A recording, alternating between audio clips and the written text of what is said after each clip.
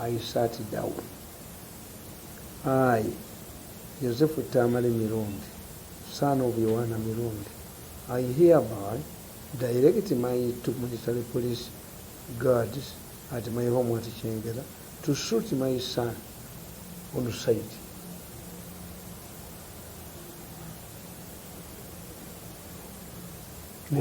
Olagira police signed aba police nebabuuza naye ono omwana wo nti nebagenda ne wa muganda wa mukulu wa mugenda omusajja okiraba agambye tuta omwana